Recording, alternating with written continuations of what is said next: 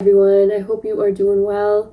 So today I actually wanted to make a little video on why Kundalini is actually awakened. What are some of the causes that you can probably relate to if this is an experience you've gone through, or perhaps you're a twin flame and you understand that at some point on your journey you are going to experience this awakening.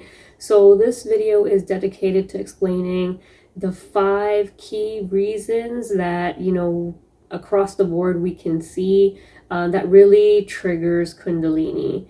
Maybe there's something outside of these 5, but based on some of the, I would say, research, scriptures, these are probably the 5 key ones that really appear in terms of why and how Kundalini really gets awakened.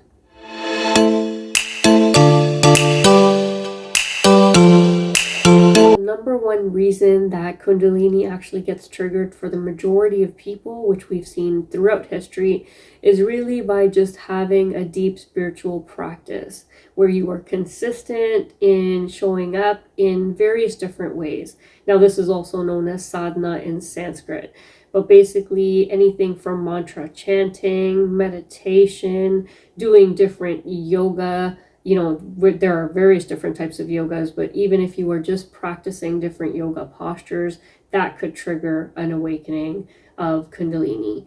And really what's happening in any of these forms is you are trying to really prepare the body and your mind for receiving this energy and really purifying the Sushumna Nari, which is actually where Kundalini actually rises from and moves her way up your body and through the spine and up to your crown chakra.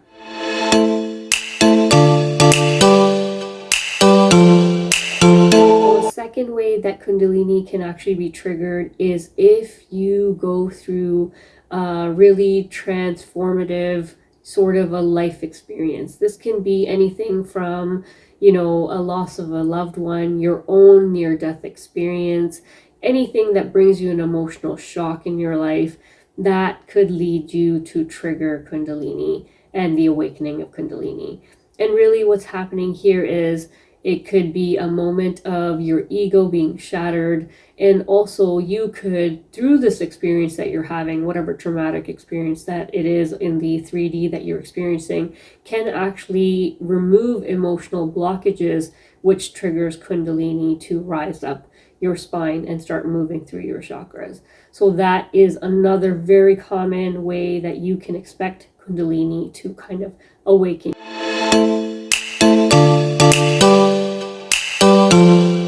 A third catalyst for awakening Kundalini could simply be you surrendering to the feminine energy within you, which is also known as Shakti consciousness, which is really by you actually surrendering to that feminine power, living in that heart-centered way and leading your life that way, which almost becomes a door to transcendence.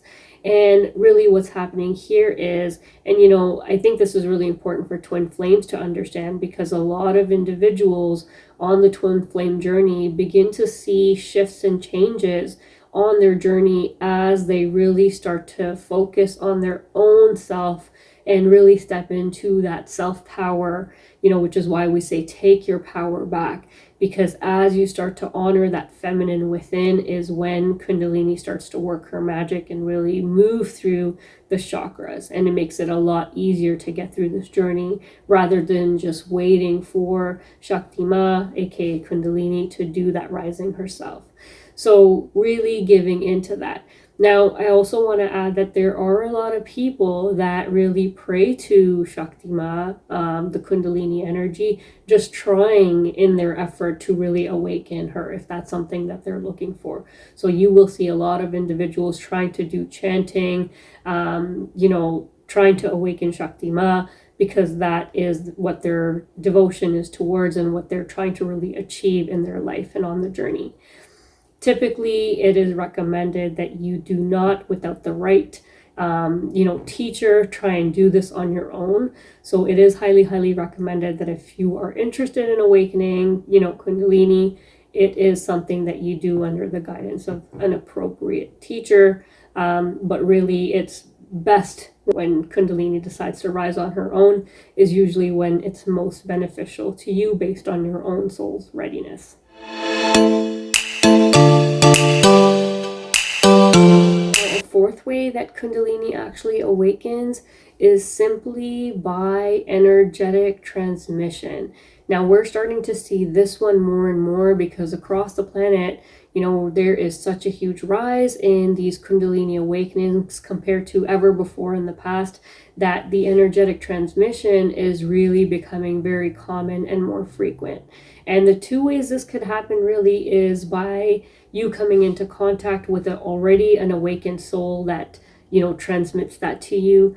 Or on the other hand, it could be a master, somebody who is really focused on passing on that energetic transmission to another individual for the sake of awakening them onto the journey, if that is their wish and that is the practice that the master and the disciple are really practicing. So that is another way that you could see Kundalini, happen to you.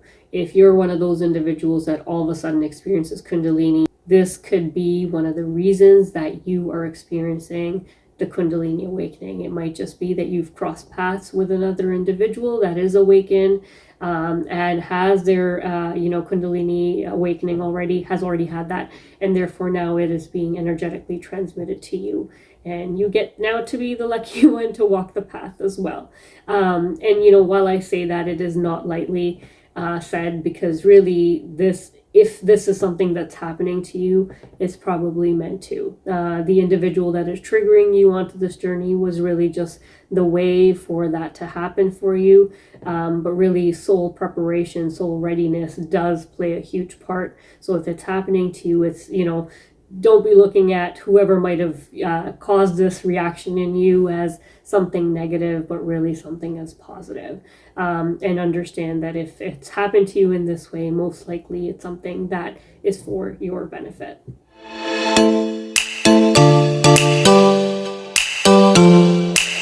Last but not least is number 5, which has to do with your past life karmas. I have spoken about this very subtly in my previous videos, but essentially what this deals with is your karmic destiny for the particular lifetime that you're in. So for example, if you have done a lot of previous work in your past lifetime in terms of, spiritual practice, you are really just coming into this lifetime to really pick up where you left off. And so regardless of what triggers Kundalini for you, whether you're wanting it or not, it's most likely part of your soul's contract, and you are just, reawakening to what you've already been doing in the past, and you're kind of just picking up where you left off to continue moving forward towards your spiritual practice to go higher and higher in terms of the evolution of your own consciousness. So that really has to do with number 5.